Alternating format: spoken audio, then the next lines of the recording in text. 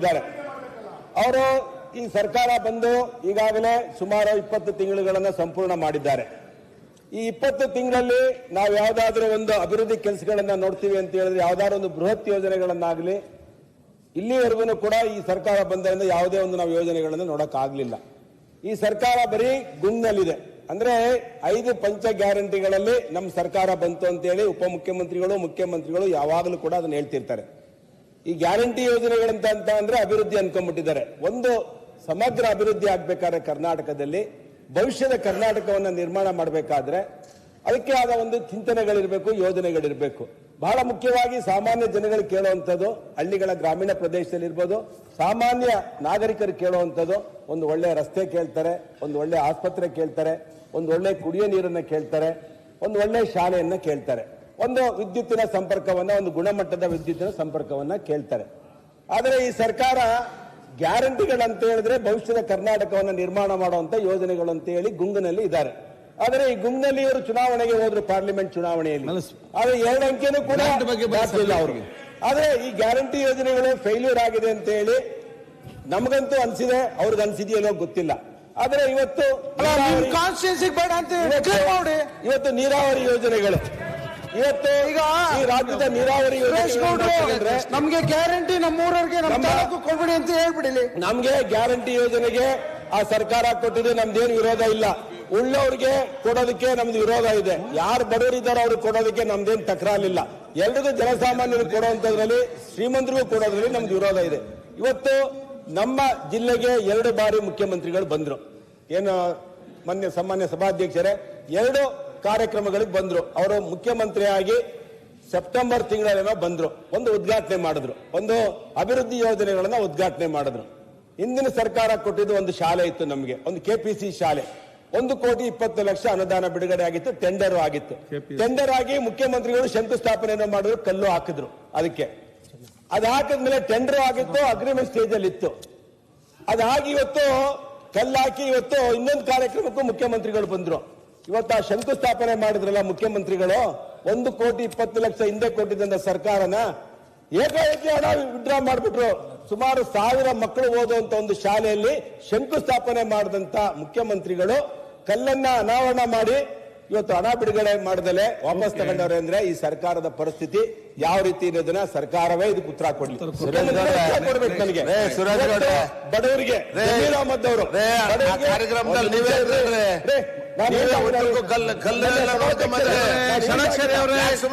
ಸುಮ್ನೆ ಇಲ್ಲಿಂದ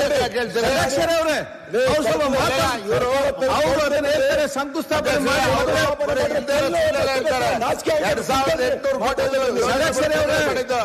ನೋಡಿ.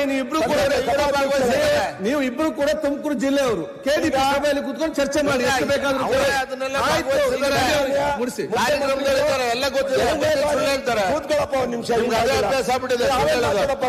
ಮಾತಾಡಿದ್ಮೇಲೆ ಸನ್ಮಾನ್ಯ ಮುಖ್ಯಮಂತ್ರಿಗಳು 2ನೇ ಬಾರಿ ಬಂದ್ರು. ಒಂದು ತಿಂಗಳಿಗೆ ಟೈಮ್ ಇಲ್ಲ, ಅಂತ ಹೇಳಿ ನೀವು. ನಾವು ನೋಡಿ ಸರ್, ಮಾತಾಡುದು ಒಂದು ವಾರದಲ್ಲಿ ನಾನು ನಿಂತಿರೋದೇ 5 ನಿಮಿಷ, ನಿಮ್ಗೆ ಅವಕಾಶ ಕೊಟ್ಟಿಲ್ಲ.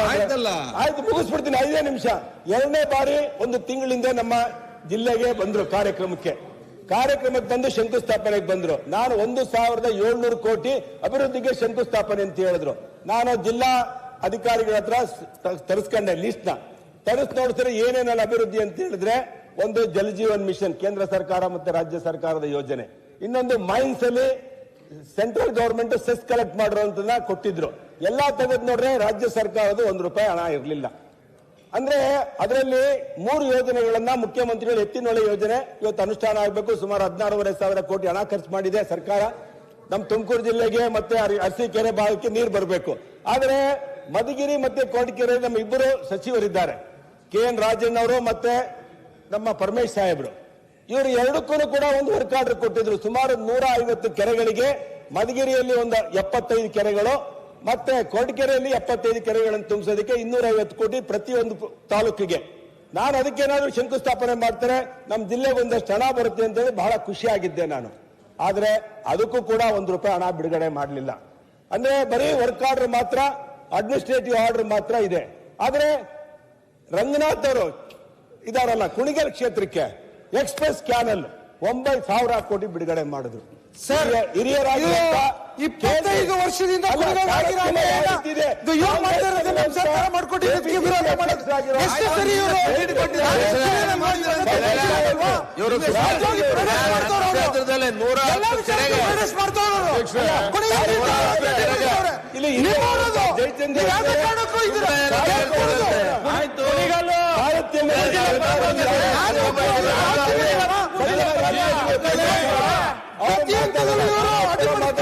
ಪರಿಸ್ಥಿತಿ ಇದೆ. ಅಧ್ಯಕ್ಷ ಅದಾದ್ಮೇಲೆ ಕುಣಿಗಲ್ಗಾದ್ರೆ ಜಿಲ್ಲೆಗೆ ಆದಂಗಾಗಲ್ವಾ? ಇಲ್ಲ ಸರ್, ನಮ್ಮ ಜಿಲ್ಲೆಯಲ್ಲಿ ಮಾಡ್ತಾ ಇದ್ದಾರೆ. ಈಗ ಅವರು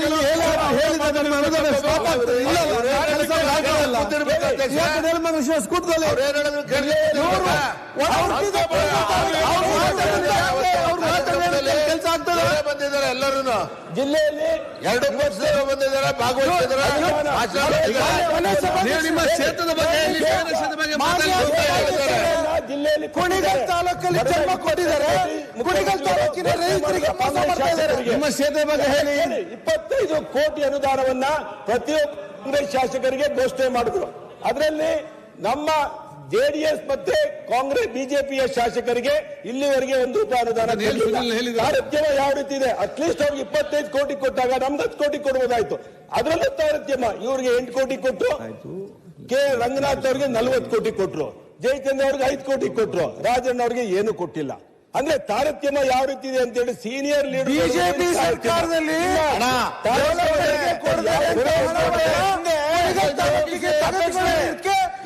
ಯಾವ ರೀತಿ ಯಕ್ಷಗಾನ ಮಾಡ್ತಿರೋದು ಮಂತ್ರಿಗಳು ನಮ್ಮ ಗ್ರಾಮೀಣ ಪ್ರದೇಶದ ಬಡವರ ಅಧ್ಯಕ್ಷರೇ ಕೂಲಿ ಕಾರ್ಮಿಕರಿಗೆ ಮುಖ್ಯಮಂತ್ರಿಗಳಾಗಿದ್ರು ಸರ್ಕಾರದಲ್ಲಿ ಸಾಧ್ಯ ಆಗಿಲ್ಲ.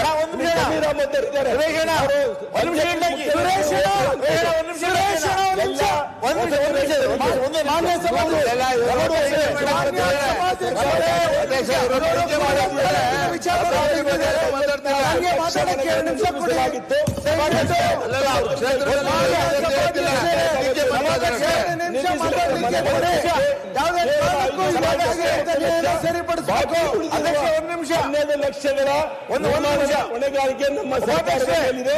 2023-24 ಕೇಳಿ ಸನ್ಮಾನ್ಯ ಸಭಾಧ್ಯಕ್ಷರು, 2023-24 ಸಾಲಿನಲ್ಲಿ 3 ಲಕ್ಷ ಮನೆಗಳ ನಿರ್ಮಾಣದ ಗುರಿ ಹೊಂದಲಾಗಿದೆ. ಜಮೀರ್ ಸಾಹೇಬ್ರೆ, ಎಷ್ಟು ಮನೆ ನಿರ್ಮಾಣ ಮಾಡಿದ್ರಿ 2023-24? ಬಡವ್ರಿಗೊಂದು ಮನೆ ಕೊಟ್ಟಿಲ್ಲ ನೀವು. 20 ತಿಂಗಳಿಂದ ನಮ್ಮ ಗ್ರಾಮ ಪಂಚಾಯತ್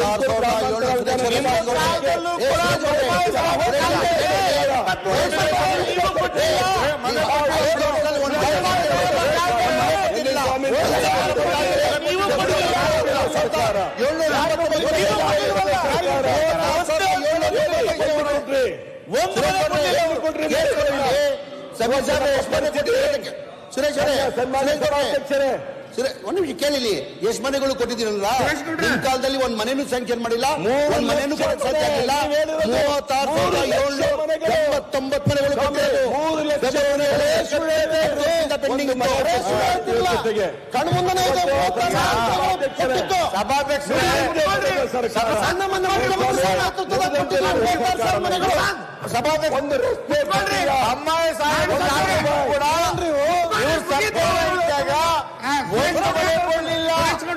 ಮುಗಿಸ್ರಿ. ಜೊತೆಗೆ ಮಾತಾಡ್ಲಿ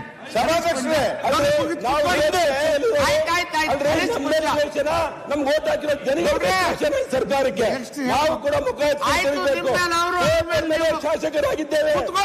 ಪೇಪರ್ ನೆಕ್ಸ್ಟ್ ಹರೀಶ್ ಪುಂಜ ಮುಖ ತೋರ್ಸಕ್ಕಾಗಿಲ್ಲ. ಹಳ್ಳಿಗಳಿಗೆ ಹೋಗಿ ಮುಖ ತೋರ್ಸಕ್ಕಾಗಿಲ್ಲ. ದರಿದ್ರ ಸರ್ಕಾರ, ಭ್ರಷ್ಟಾಚಾರದ ಸರ್ಕಾರ.